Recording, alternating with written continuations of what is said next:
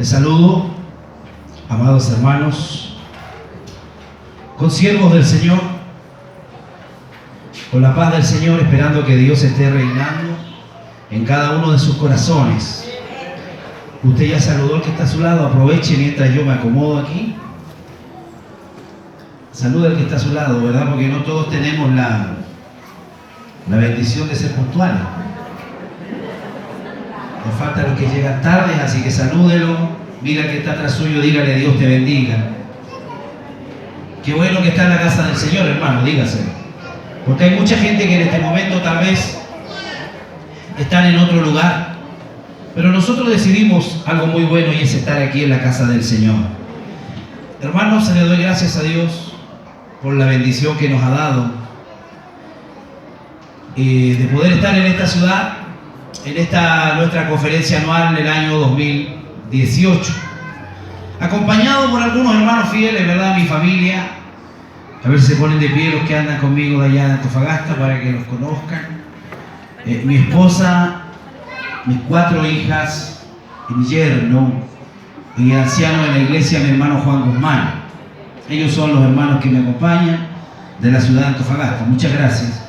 Y nos sentimos honrados por estar en este lugar, por estar en el templo central de nuestra iglesia a nivel nacional. Y también honrados, hermanos, y bendecidos por la oportunidad de poder estar predicando aquí en el púlpito central de nuestra iglesia, que no es cualquier púlpito, ¿verdad? Porque aquí tienen ustedes un muy buen maestro. Así que predicar en este púlpito para mí es una honra. Y me suma las palabras de nuestro pastor José anoche, y decía él que estaba muy nervioso, y eso es lo que provoca el temor de Dios en la vida de todo predicador. El día que el predicador no sienta cosquilleos en la barriga a predicar, es porque ya está perdido. El día que el predicador o el pastor no sienta inquietud, nerviosismo al predicar, es porque ya está dependiendo de él y dejó de depender de Dios. ¿Sabe por qué? El predicar es una tremenda responsabilidad. Es estar frente a la asamblea de los santos. Es estar frente a la iglesia a la cual el Señor compró por su propia sangre. Por lo tanto, los predicadores tenemos el deber y la responsabilidad de poder hablar en nombre de Dios y de parte de Dios. Y aún así estamos todos hoy, esta mañana, reunidos aquí delante de la presencia de Dios. Así que es una tremenda bendición ser un predicador, pero también es una gran responsabilidad. Yo quiero que vaya con su Biblia esta mañana, 2 de Timoteo, capítulo 3. Vamos a leer desde el versículo 14 hasta el capítulo 4, verso 5.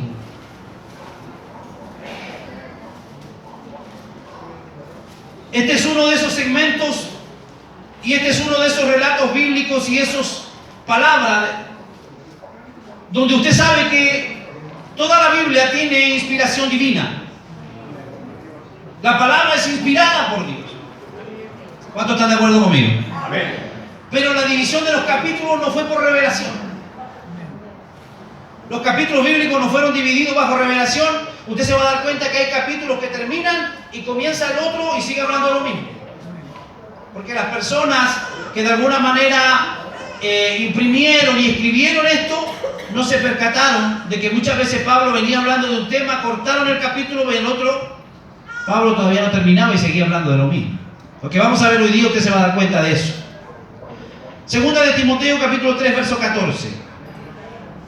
Pero persiste tú en lo que has aprendido y te persuadiste sabiendo de quién has aprendido y de que desde la niñez has sabido las sagradas escrituras, las cuales te pueden hacer sabio para la salvación por la fe que es en Cristo Jesús.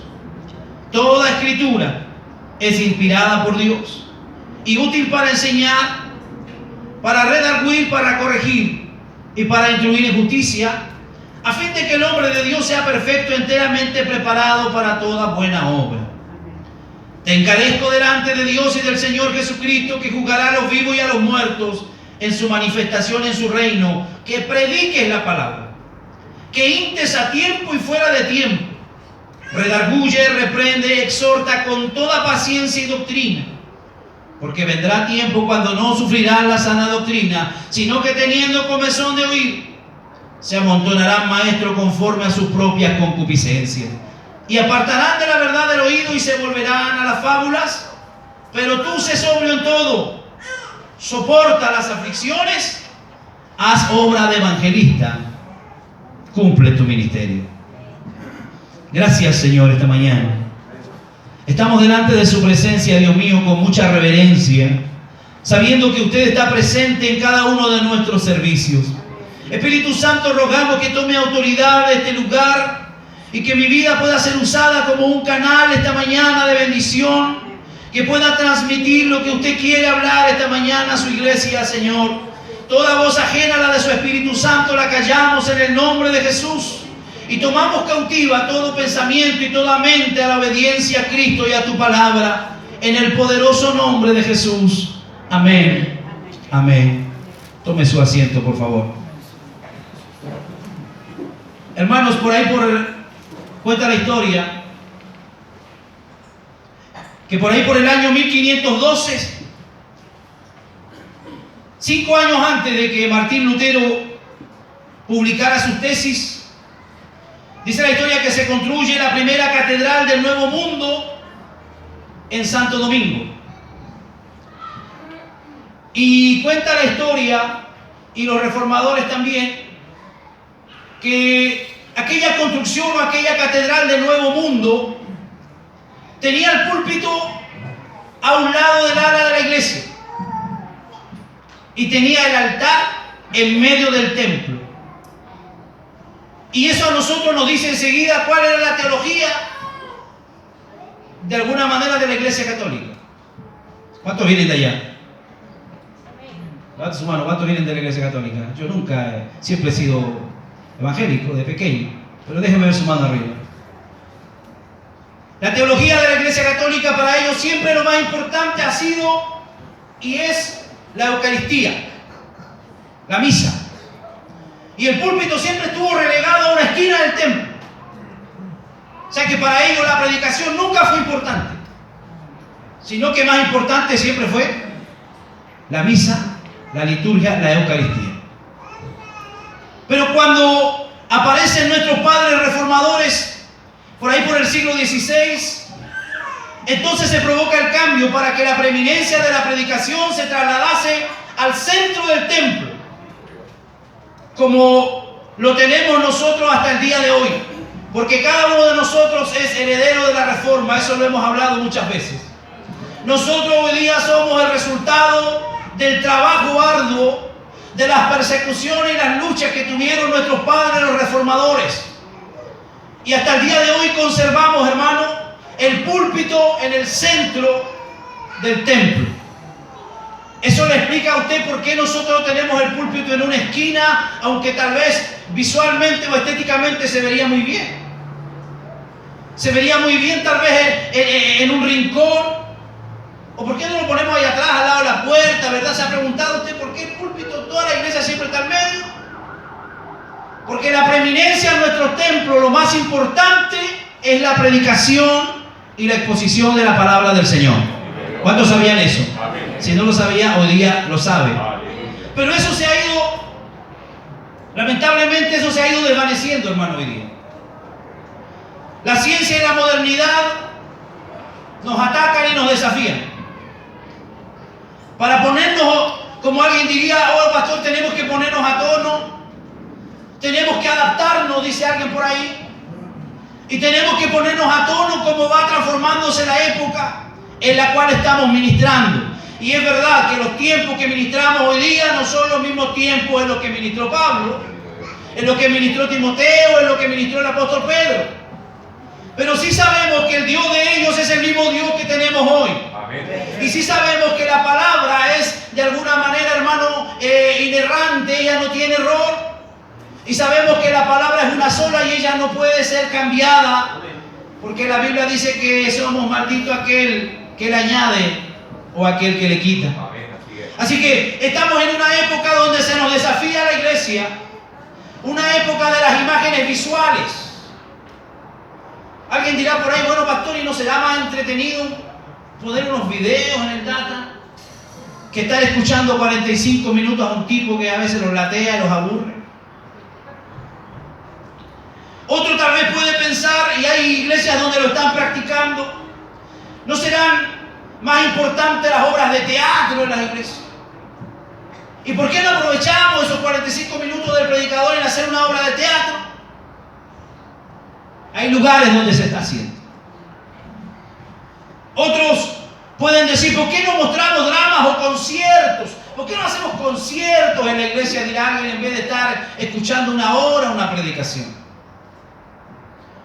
Pero cuando el apóstol Pablo escribe esta carta, y cuando el apóstol Pablo escribe esta línea a su discípulo Timoteo, lo hace con un tremendo pesar en su espíritu y en su corazón. Porque él sabía que una vez que él se marche, iba a venir un tiempo difícil para la iglesia. Pablo sentía una carga tan grande porque él se estaba proyectando en lo que iba a ser la realidad y la vivencia de la iglesia una vez que él ya no esté presente. Por eso Pablo sabe que le queda poco tiempo y lo que entrará a la iglesia es terrible. Por eso él le advierte a su discípulo o le advierte a su hijo Timoteo. Pablo una palabra que le clarifica y se la dice a Timoteo: persiste tú en la palabra, en las escrituras. Y cuando el apóstol Pablo le está hablando a Timoteo de la palabra y la escritura, no le está hablando de la Biblia, porque aún la Biblia no había sido redactada. Aún la Biblia no había sido inscrita, aún la Biblia estaba siendo traída directamente desde el corazón de Dios a través de las cartas y a través de las enseñanzas de los apóstoles. Pero cuando Pablo le está hablando a Timoteo, le está haciendo referencia a las enseñanzas, dice, de su abuela y su madre, que les enseñaban el Antiguo Testamento. Las enseñanzas a las que Pablo se refiere aquí a Timoteo es que persista en aquello que sus antepasados le habían enseñado, que eran las historias del Antiguo Testamento. ¿Cuántos han leído las historias del Antiguo Testamento? Aferrarse a lo que él había conocido desde su niñez. Por eso es importante que los niños sean instruidos en la palabra de Dios en la iglesia. No hay que tener a los niños entretenidos en la iglesia, hay que enseñarles la palabra de Dios.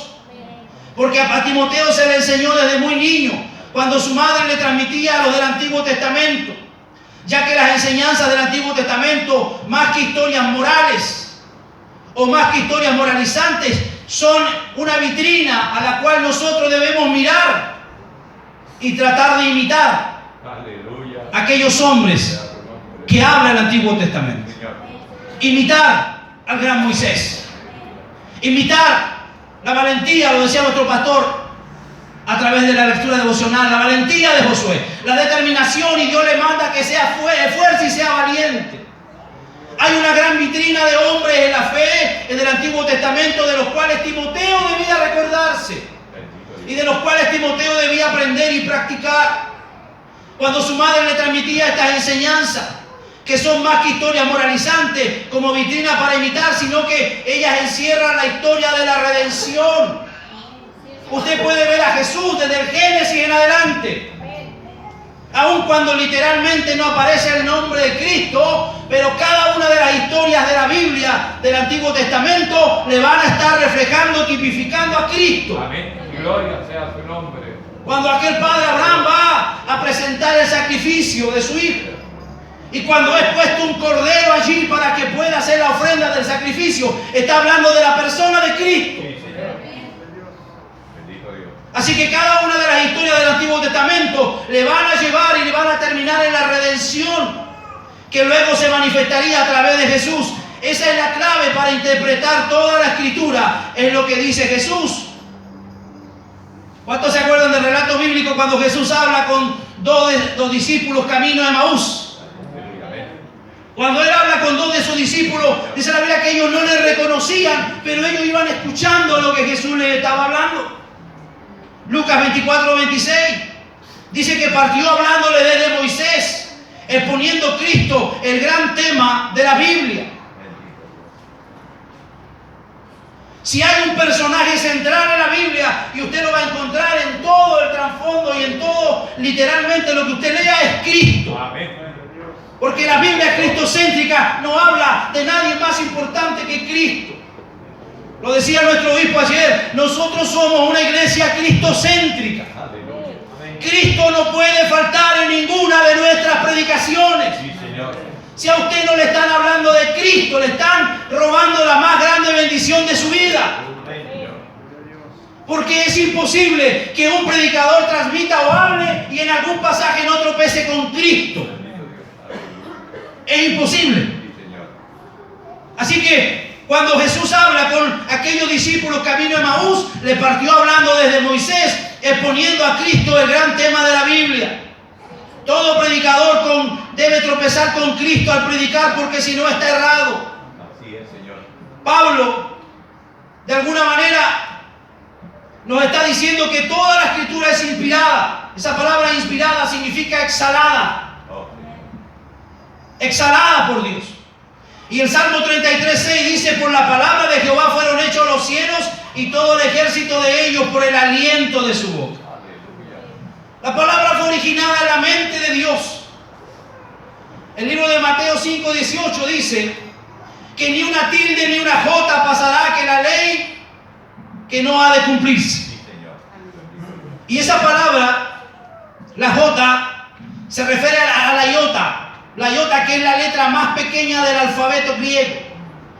Y la tilde, que es la más pequeña marca en la escritura, pero que tiene una tremenda importancia. Entonces, cuando Pablo está diciendo que toda la escritura es inspirada por Dios, está diciendo que ni hay ninguna escritura, no hay ninguna palabra, no hay nada que no vaya a cumplirse de todo lo que está escrito en la Biblia. Así que si hay algo confiable que usted pueda tener, es la palabra del Señor. Dile que está a tu lado, la palabra es confiable. ¿Qué nos enseña esto? Que ni la jota ni una tilde va a dejar de cumplirse, que toda la palabra es importante. ¿Cuántos sabían eso? Toda la palabra de Dios es importante. Yo no puedo seleccionar algunas cosas que me van a convenir y dejar las otras de lado. Yo estoy enseñando hace algunas semanas del Sermón del Monte. Y la verdad que cada una de esas cualidades que Dios nos pide, anoche el pastor tocó uno de los puntos que yo prediqué el domingo pasado. Y cada una de esas bienaventuranzas, una va amarrada con la otra.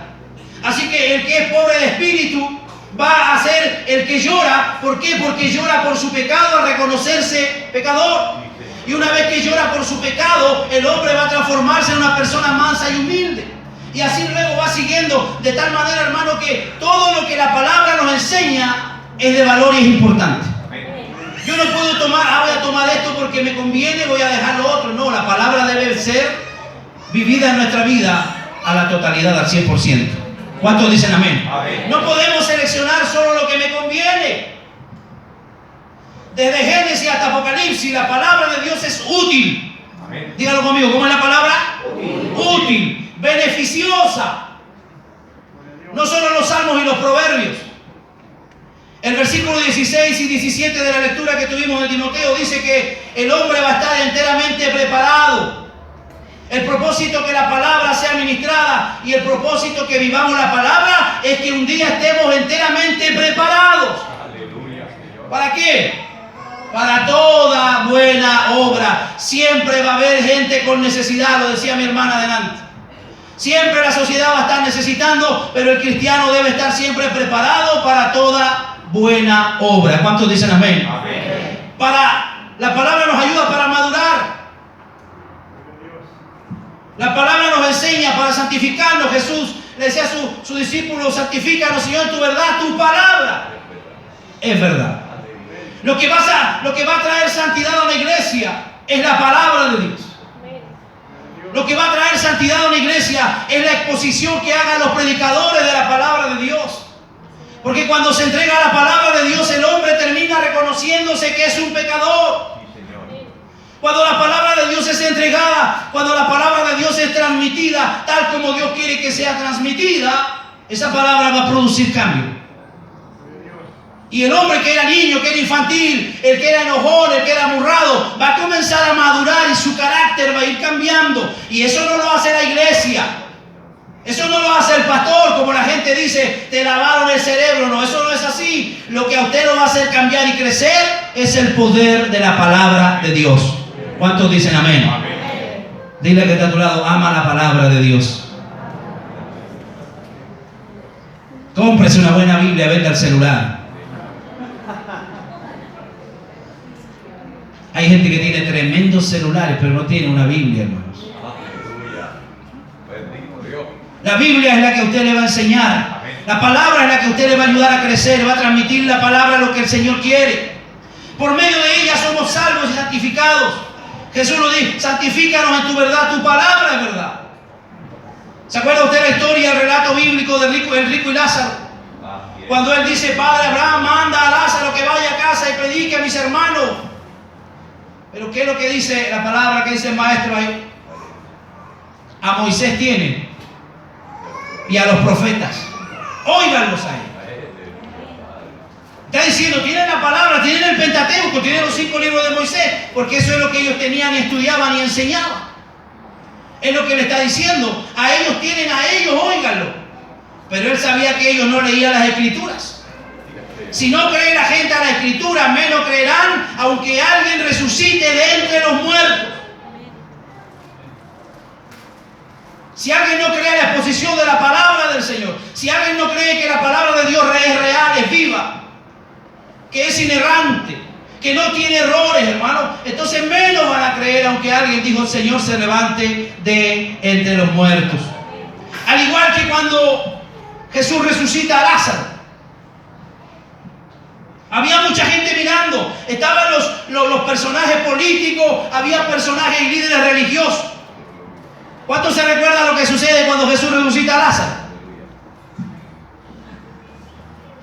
Lo primero que se le viene a la cabeza a los líderes, este hombre debe morir.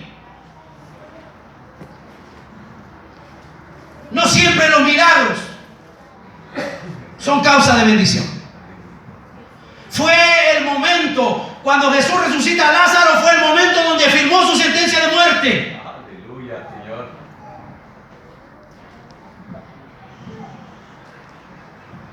La palabra, hermano, es importante.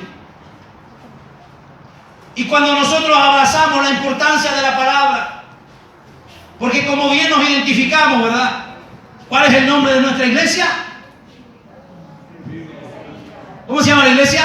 Bíblica, hermano. Iglesia bíblica, hermano.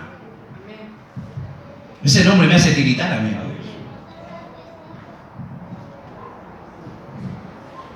Porque es como un nombre que encierra mucho. Y gloria sea su nombre. Iglesia bíblica. Aleluya, Padre. Que todo lo que hagamos tiene que ser bíblico.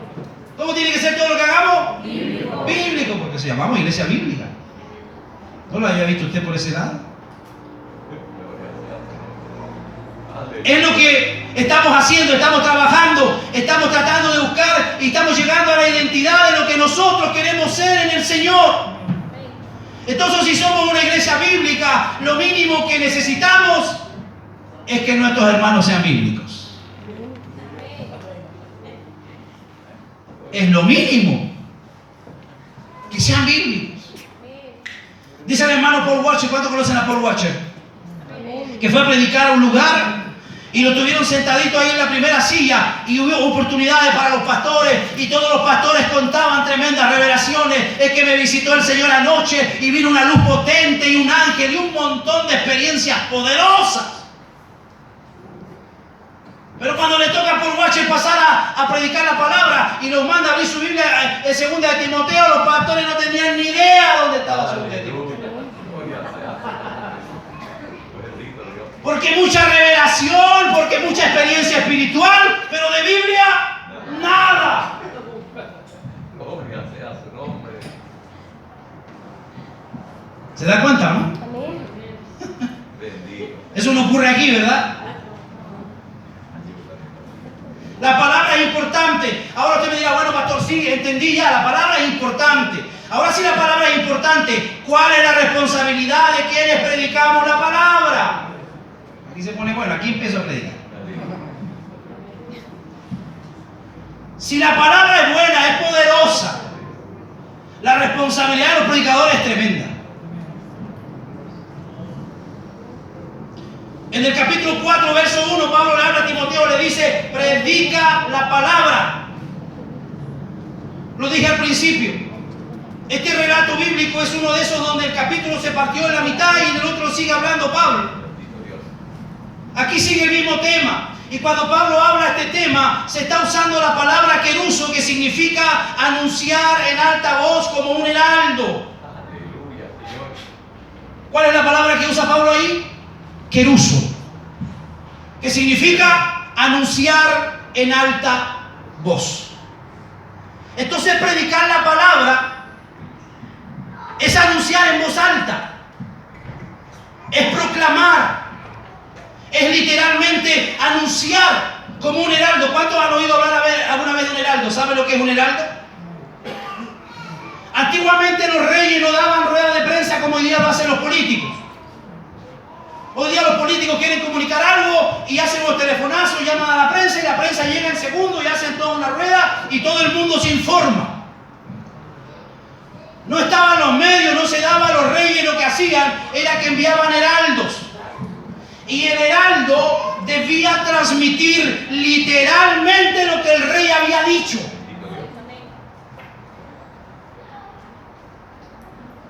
El heraldo no podía cambiar ni una palabra de lo que el rey dijo. Porque si él no transmitía lo que el rey lo había mandado, entonces su vida estaba en juego. Por ahí algunos han visto alguna serie, ¿verdad?, de los sultanes y todo ese tipo de cosas que han dado. Siento que cuando él comunicaba algo, salía un tipo y se ponía en las plazas y empezaba a hablar y lo transmitían. Eso eran heraldos. Ahora cada uno de nosotros como predicadores somos verdaderos heraldos del Señor. Amén. Que debemos comunicar fielmente. ¿Cómo debe comunicar? Fielmente. Dígale al que está a su lado, ¿cómo debe comunicar la palabra? Las palabras del rey con toda fidelidad. Él no hablaba por su propia cuenta, sino no podía quitarle ni añadirle más de lo que el rey había dicho. Entonces cuando predicamos no es en mi nombre que predico, no es el nombre suyo, sino que predicamos en nombre de ¿quién? De Cristo. Entonces no puedo ser un tipo vago y no puedo ser un tipo irresponsable de venir y predicar y hablar lo que se me viene a la cabeza, porque yo estoy representando a alguien que es superior a mí. Estoy representando a alguien que quiere transmitirle algo a ustedes esta mañana. Y como un heraldo me he presentado delante de ustedes. No es en mi nombre ni en su nombre. Hermano, aquí lo importante no es quién es el que transmite, sino lo importante es el mensaje que Dios quiere traer. Porque el Evangelio no se trata de usted ni de mí. El Evangelio se trata de Cristo. Aquí la única persona importante que no puede faltar es Cristo. Amén. Sí, Señor. No lo veo muy convencido. Aleluya. Algunos idolatran a sus pastores. Se hacen fans de sus pastores. He conocido gente que tiene cuadros en su casa de sus pastores.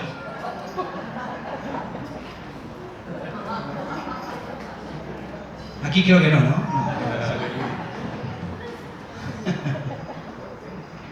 Pero el Evangelio no se trata de los pastores ni de los predicadores, el Evangelio se trata de Cristo. Amén. Y el único que nunca puede faltar en nuestras reuniones es Cristo. Amén. Dígaselo al que está a su lado.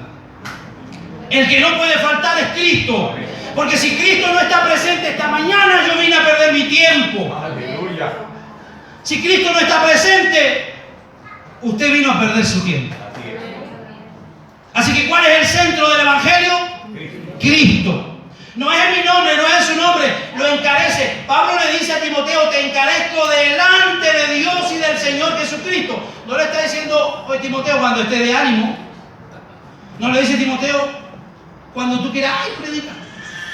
Sino él le dice, yo te estoy encareciendo delante de Dios.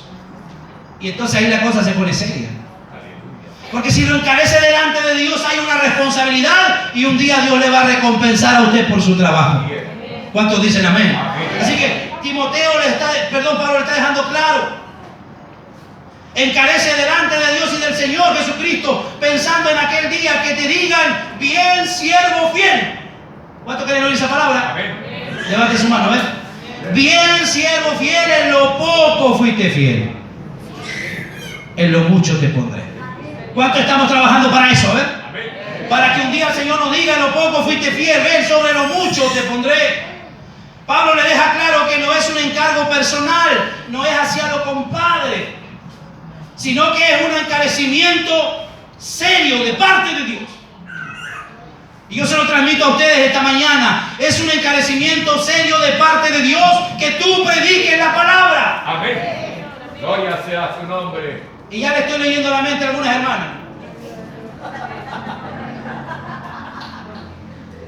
Y que dice, bueno, pastor, ¿cómo es la cosa? Usted que hay que predicar, pero nosotros ya no usamos el púlpito. Le leí la mente, se la leí. Hermano, no solo en el púlpito se predica.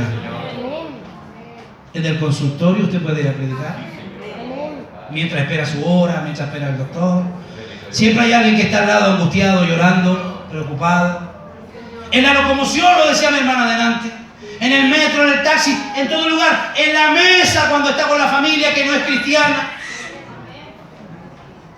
Entonces es una encomienda que Pablo nos hace esta mañana. Predica la palabra. Lo encomienda delante de Dios. Le deja claro que no es un encargo personal, sino que trasciende la amistad. Le encomienda con seguridad. Pastores y hermanos, ¿cuántos predicadores tengo aquí? Levánteme la mano. ¿Cuántos predicadores tengo aquí? Los que predican en sus iglesias. A ver. Déjenme su mano arriba. Pastores y hermanos, la evaluación que cuenta después del sermón no es la de los hermanos. Repito. La evaluación que cuenta después que usted predica no es la de los hermanos. Porque los hermanos le tienden a decir uno, bueno, el mensaje, pastor. Me da exactamente lo mismo si usted me encuentra bueno o malo el mensaje. Porque la evaluación que debe importarnos es la evaluación de Dios. Gloria sea su nombre. Qué bueno es el Señor, ¿no? La evaluación de Dios es la que nos debe importar. Por eso el mismo Pablo dice en 2 Corintios 2:17, pues no somos como muchos que medran falsificando la palabra de Dios, sino que con sinceridad. ¿Cómo hay que predicar? Como de parte de Dios y delante de Dios hablamos en nombre de Cristo. Así que la evaluación que a mí me tiene que preocupar es la evaluación de Dios. No es la evaluación de mis hermanos porque ellos quieren oír lo que ellos quieren oír. Ellos quieren que usted le hable de bendición. Ellos quieren que usted le hable de prosperidad. Ellos no quieren que usted se meta con sus pecados. Entonces lo más probable es que no lo van a evaluar bien. La gente que predica la verdad a veces termina como Juan el Bautista con la cabeza sobre una bandeja. Aleluya. Los que predican la verdad no son muy queridos. Los que predican la verdad siempre van a tener gente que los va a estar oponiendo y cuestionando. Quiero llevarlo a pensar un minuto. Imagínate que el predicador no sabe que tú estás ahí sentado.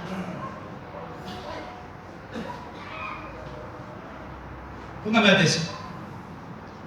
Imagínese que el predicador no sabe que usted está sentado allí y él comienza a hablar en nombre de usted. El pastor César me dijo en la mañana esto y esto y esto y esto, y él nunca me dijo eso. ¿Cómo cree usted que se sentiría el pastor César? Porque yo estoy hablando en nombre de él, él me lo dijo, pero realmente lo que estoy diciendo no es lo que él dijo.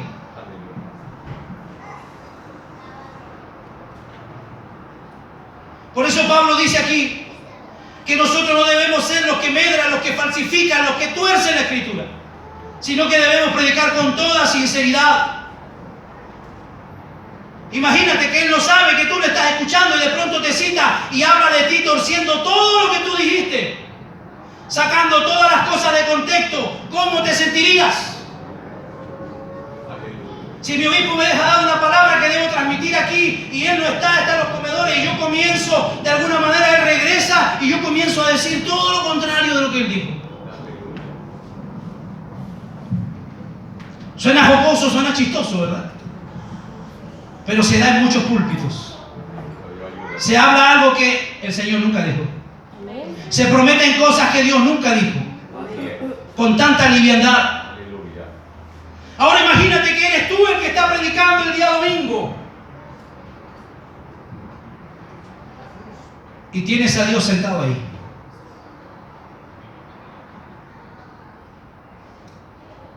Imagínatelo por un segundo.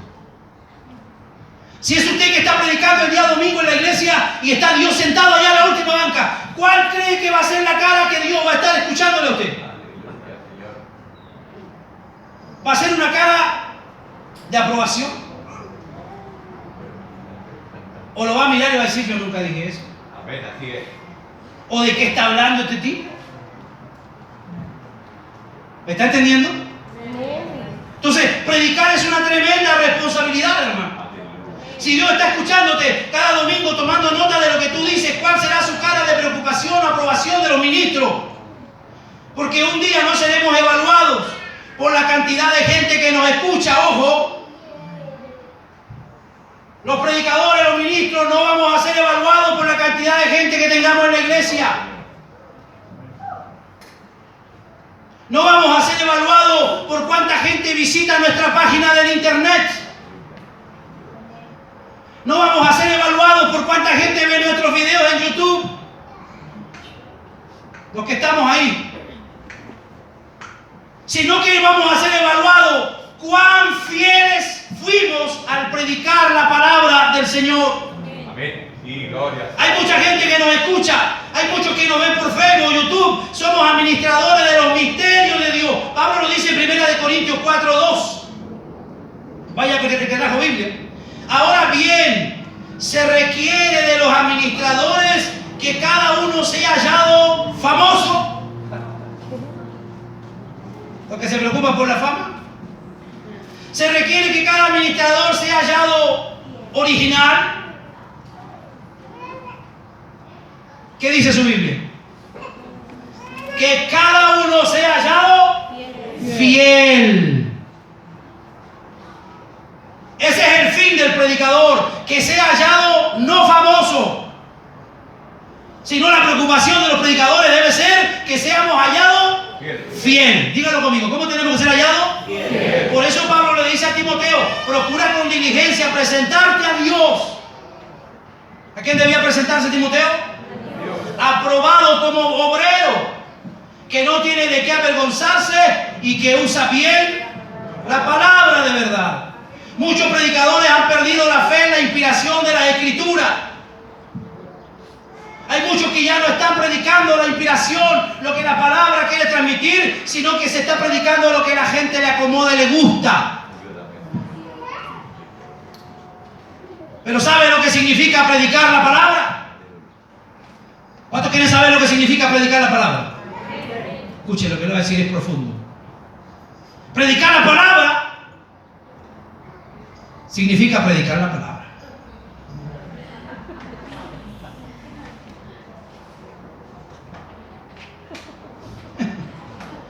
Por eso quería decir otra cosa, ¿no?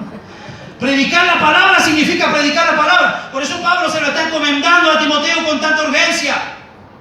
¿Por qué, hermano? Usted me dirá, bueno, muchos predicadores suben con su Biblia al púlpito y la usan solo como una rampa de lanzamiento. Leen el texto y se van y divagan como los satélites y van para allá y van para acá y nunca más tomaron el texto. ¿Conoce alguno de esos usted? Bueno, si tenemos alguno aquí le vamos a enseñar que eso no debe ser así. Muchos lo usan como una rampa de lanzamiento que luego orbita el satélite sin nada claro y lanzan un montón de estadísticas y teorías y datos científicos. Pero mi opinión no sirve, no es nuestra prédica que hace eficaz el Evangelio. Ojo, el Evangelio no es eficaz porque yo lo predico. ¿Cuántos dicen amén? El Evangelio que hace eficaz nuestra predicación, no vengo a dar charlas de autoayuda. El predicador no tiene que venir a pensar aquí, ahora voy a levantar el ánimo a la iglesia, no es nuestra pega esa. Porque algunos analizan y cuestionan el mensaje y dicen, hoy ya salí más bajoneado que lo que llegué. El predicador no está en la iglesia para levantarle el ánimo a usted. Yo sé que a algunos apostólicos, otros pentecostales les choca lo que les digo. Pero no estamos aquí para levantar el ánimo a la iglesia. Aleluya. Estamos aquí para predicar la palabra del Señor. Amén. El Evangelio es eficaz. Nuestra predicación, yo no vengo a dar charlas de autoayuda para cómo vivir mejor la vida. Martín Lutero era un tipo serio y un tipo que sabía lo que decía. Y Martín Lutero dijo una vez: el púlpito es el trono de la palabra de Dios. Aleluya. Por eso los chistes no deben estar en el púlpito. Amén. Sí, gloria sea. Los chistes son para el comedor, para la plaza, allá afuera. En el púlpito se debe enseñar la palabra de Dios. Amén. Gloria No sea. podemos estar lanzando chistes desde el púlpito, porque eso nos hace perder seriedad, nos hace ser livianos. Y muchas veces llega gente que es preparada, que es educada a la iglesia, y eso molesta porque nos ven como ignorantes. Lutero decía: el púlpito es el trono de la palabra de Dios. El que va a subirse a predicar tiene que hacerlo con responsabilidad. Amén. Miren lo que dicen los evangelios de Jesús. El evangelio de Lucas y Marcos resume ese verso y dice: vino predicando el evangelio del reino de Dios. Dios tiene un solo hijo y ese hijo era predicador. Así que los predicadores tenemos tremenda bendición. Aleluya. Jesús dice que su predicación, dijo él: mi doctrina no es mía, sino de aquel que me envió. El que quiera hacer la voluntad de Dios conocerá si la doctrina es de Dios o si yo lo hablo por mi propia cuenta. Ya que el que habla por su propia cuenta, su propia gloria busca. San Juan 7 dice: el que expresa sus propias opiniones está buscando su propia gloria, pero el que busca la gloria de Dios predica la palabra de Dios. Si yo quiero caer bien a la iglesia, voy a buscar un mensaje que les motive, que les caiga bien, que sea dulcecito al oído. Pero si yo quiero hablarles la palabra del Señor, muchos se van a ir hasta enojados a veces con el predicador. Pero Jesús dice: el que expresa sus propias opiniones está buscando su propia gloria, pero el que busca la gloria para Dios predica la palabra de Dios. Porque yo no he hablado por mi propia cuenta, dice Jesús. Verso 49. Porque yo no he hablado por mi propia cuenta, sino que el Padre mismo me ha enviado y me ha dado mandamientos sobre lo que he de decir y lo que yo he de hablar. Y sé que su mandamiento es vida eterna. Por eso lo que hablo, dice Jesús, lo hablo tal como el Padre me lo ha dicho. Palabras textuales de Jesús, ni siquiera son de Pablo. Palabras textuales de Jesús. Lo que yo hablo, lo hablo tal como el Padre me lo ha dicho. ¡Wow! Si Jesús no se atrevió a torcer la palabra de su Padre, ¿quién somos nosotros? Aleluya. Si Jesús no se atrevió a torcer un poquito lo que el Padre le mandó a hablar, a predicar, ¿quién somos nosotros para irresponsablemente torcer el significado de la palabra del Señor? Amén. Necesitamos urgente predicadores que se entreguen en cuerpo y en alma a predicar la palabra. Necesitamos predicadores que interpreten la palabra, que apliquen las sagradas escrituras. Por eso hay debilidad de los púlpitos. Debemos orar por los predicadores, hermano. Amén. Y no importa que sean 2 o 3 en su iglesia, porque el púlpito no es un lugar donde yo voy a estar probando si alguien sirve o no sirve. Si usted tiene 2 o 3 predicadores en su iglesia que van a estar siempre los mismos, denle gracias a Dios por eso. Pero los predicadores, hermanos, deben estar interpretando la correcta interpretación de la palabra. Dijo un gran hombre de Dios llamado Ben House: si yo supiera que Cristo viene en 3 años más, me prepararía 2 años estudiando y 1 predicando para estar seguro de lo que predico es correcto. Aleluya.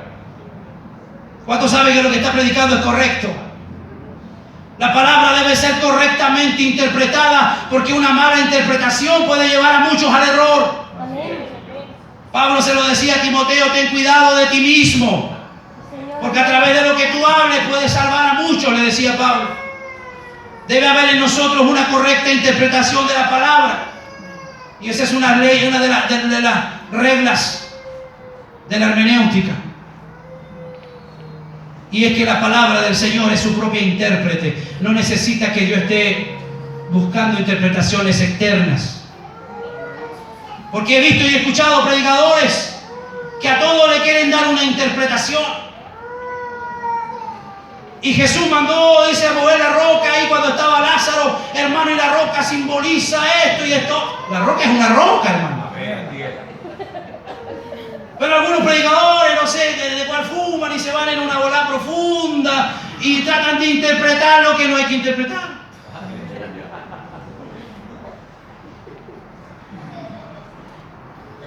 Yo les explicaba el otro día cuando hablaba con algunos hermanos de esto. La hermenéutica es muy poderosa y le ayuda bastante al predicador para darle una correcta interpretación a lo que la palabra del Señor quiere transmitir.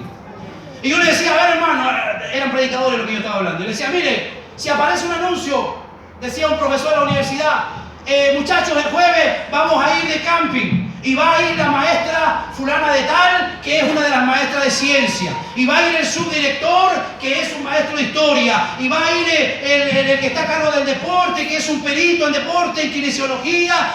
¿Cuál es el fondo del mensaje que estoy transmitiendo? Y todos tenían distintos mensajes, todos tenían distinta interpretación.